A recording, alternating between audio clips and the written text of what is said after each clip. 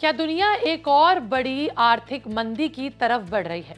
क्या शेयर बाजार की मौजूदा तेजी सिर्फ तूफान से पहले की शांति है और क्या आने वाले सालों में करोड़ों लोगों की रिटायरमेंट सेविंग खतरे में पड़ सकती है? सवाल इसलिए क्योंकि रिच डैड पुअर डैड के लेखक रॉबर्ट कियोसाकी ने एक बार फिर दुनिया को बड़ी चेतावनी दी है। उनका कहना है कि ग्लोबल इकोनॉमी क्रैश की ओर बढ़ रहा है और जो लोग अभी भी तैयार नहीं हैं उन्हें भारी नुकसान उठाना पड़ सकता है। तो आखिर कियोसाकी ऐसा क्यों कह रहे हैं? उनकी भविष्यवाणी कितनी मजबूत है और ऐसे समय में निवेशकों को क्या करना चाहिए? चलिए आज की वीडियो में विस्तार से इसी बारे में बात करते हैं। नमस्कार, मैं आपके साथ तनीषा, आप देख रहे हैं विस्तार। रॉबर्ट कियोसाकी ने सोशल मीडिया प्लेटफॉर्म एक्स पर कहा कि उनकी पुरानी किताब रिच डैड्स प्रोफेसी में जिस आर्थिक संकट की बात की गई थी, अब धीरे धीरे वो हकीकत बनता जा रहा है। कियोसाकी का मानना है कि दुनिया की सबसे बड़ी समस्या सिर्फ महंगाई या ब्याज दरें नहीं, उनके मुताबिक असली खतरा रिटायरमेंट सिस्टम और पेंशन फंड से जुड़ा हुआ है। उनका तर्क है कि जैसे जैसे बेबी बूमर जनरेशन्स के लोग रिटायर होंगे, वे निवेश करने की बजाय अपनी बचत निकाल रहे हैं। इससे बाजार में धीरे धीरे बिकवाली का दबाव बढ़ सकता है और लंबे समय में ग्लोबल फाइनेंशियल सिस्टम पर असर भी पड़ सकता है। हालांकि अब तक बाजार का प्रदर्शन उनकी भविष्यवाणी से पूरी तरह मेल नहीं खाता। अब अमेरिका के S&P 500 इंडेक्स को देखें तो साल 2016 के बाद से 240% से ज्यादा तेजी में आ चुकी है। शेयर बाजार ने पिछले कई सालों में मजबूत रिटर्न दिया, लेकिन कियोसाकी का यह भी कहना है कि बाजार की मौजूदा मजबूती ये साबित नहीं करती कि भविष्य में संकट नहीं आएगा। अब देखिए दिलचस्प बात क्या है।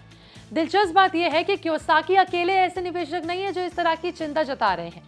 मशहूर निवेशक माइकल बेरी, जिन्होंने साल 2008 की सबप्राइम क्राइसिस का सही अनुमान लगाया था, उन्होंने भी कहा कि बेबी बूमर के बड़े पैमाने पर निवेश बेचने का असर आने वाले वर्षों पर हो सकता है। कियोसाकी ने अपनी पोस्ट में यह भी जरूर कहा है कि जिन्होंने उनकी किताब पढ़ी और समय रहते तैयारी की, वे आज बेहतर स्थिति में हैं।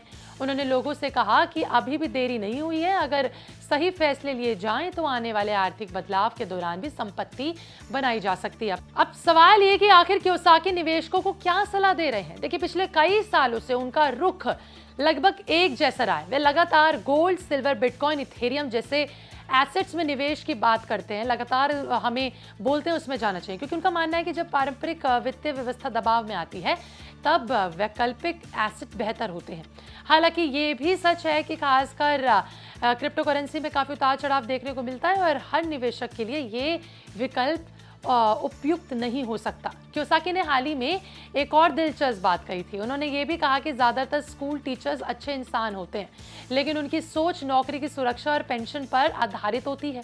उनके मुताबिक जिस व्यक्ति की पूरी जिंदगी नौकरी की स्थिरता पर टिकी हो, उसकी सोच निवेश और जोखिम लेने जैसी उद्यमी जैसी चीज़ों में कैसे आएगी? कियोसाकी का ये भी कहना है कि इसलिए केवल पढ़ाई नहीं, बल्कि ये भी महत्वपूर्ण है कि आप सीख किससे ले रहे हैं। उनका मानना है कि साफ ये कि सफल निवेशक हमेशा उसके नज़रिए से देखा जाए जो लंबे समय से संपत्ति बनाने में मदद कर रहे हैं। हालांकि ये भी समझना बेहद ज़रूरी है कि किसी भी एक निवेशक की राय की हिसाब से कुछ भी नहीं मानना चाहिए। कियोसाकी पहले से ये कहते आ रहे हैं कि बाजार और अर्थव्यवस्था का जो भी लोग हैं वो बेहद भविष्यवाणियों पर चूक जाते हों, लेकिन कुछ तरीके से बहुत चीज़ों में वो सही भी हुए हैं।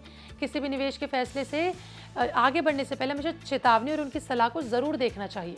फिलहाल दुनिया की अर्थव्यवस्था कई चुनौतियों से गुजर रही है। ब्याज दरें हैं, ग्लोबल टेंशन है, महंगाई है, वैश्विक कर्ज है। ये बहुत सारे फैक्टर्स जो बाजार को दबा रहे हैं। ऐसे में सबसे ज़रूरी बात यही है कि निवेशक घबराने की बजाय अपनी रिसर्च करें, जोखिम को समझें और अपने वित्तीय लक्ष्य को देखकर ही निवेश करें। आपको क्या लगता है कि इस समय जो आर्थिक संकट की बात हो रही है, क्या साल 2028 तक वो पूरा होगा या ये भी एक भविष्यवाणी बन के रह जाएगी? अपनी राय कमेंट में जरूर बताइएगा। मिलते अगली वीडियो में, बने रहे विस्तार के साथ।